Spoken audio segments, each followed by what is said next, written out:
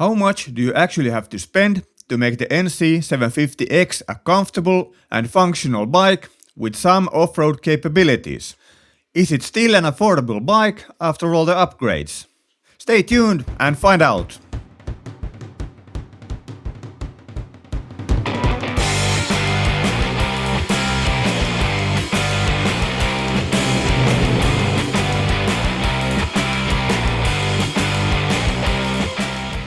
Honda's NC model range has become very popular recently, and one reason is a very affordable price. The price, however, doesn't come without some negative aspects. Some modifications and upgrades has to be made if you want to make the bike comfortable and maybe go touring or off-roading with it. Let's start off with the most important upgrade for tall riders like myself. The riding position is really not the best for tall riders. I used to get serious neck pains with the stock setting.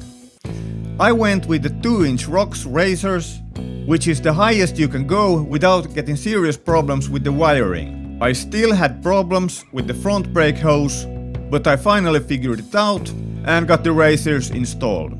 There are actually 2 episodes about my razor problems if you're interested.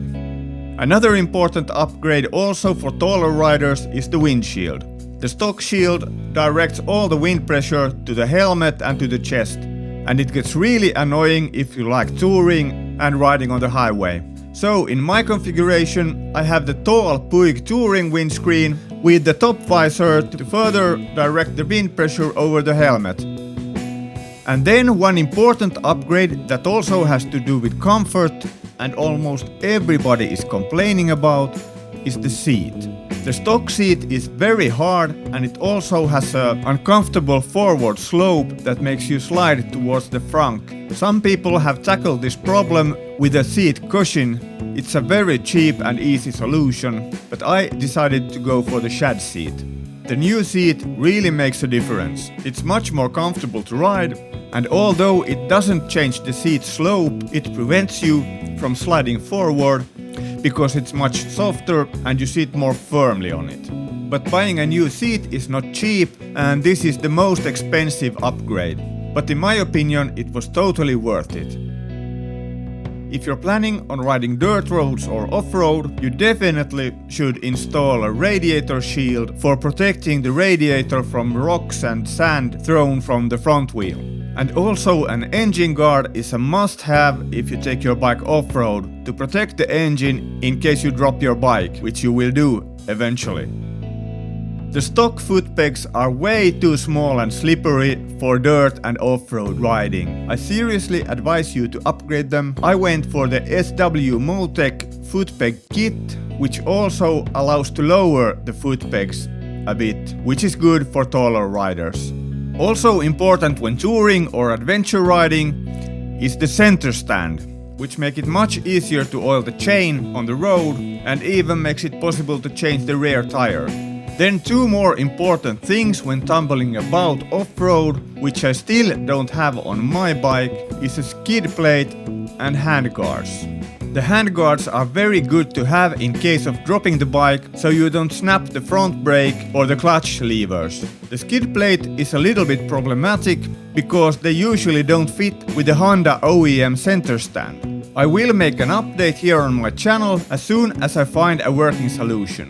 Another have-to-be-made dirt road upgrade is new tires, but I will not include them in the expenses as the stock ones will wear out and you have to replace them anyway. Then you might need side panniers and a top case if you go anywhere further than only cruise around town.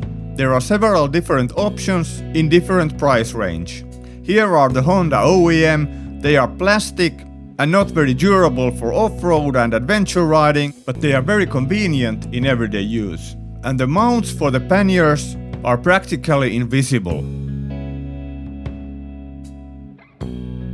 And then also good to have is either a navigator or a RAM mount for the phone. And either way you go, a RAM dashboard mount is very convenient, as you get the phone or the navigator directly above your dashboard, almost in your view when you watch the road. So, what does this mean? Let's sum all this up and see what we got.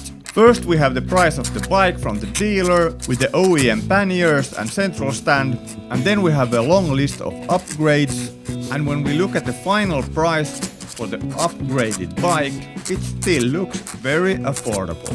You have to keep in mind that with another bike, a more expensive bike, it still doesn't come with all these upgrades. It is very unusual for a stock bike to come with a center stand, tall windscreen, a radiator shield, engine guards and stuff like that.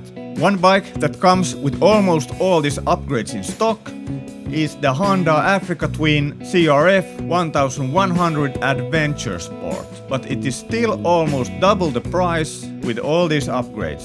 So my conclusion is, after all these upgrades, it is still a very affordable bike and I would definitely recommend it. Please subscribe to my channel if you find these videos helpful. And I would like to hear in the comments below what you think about these upgrades. Ride safe!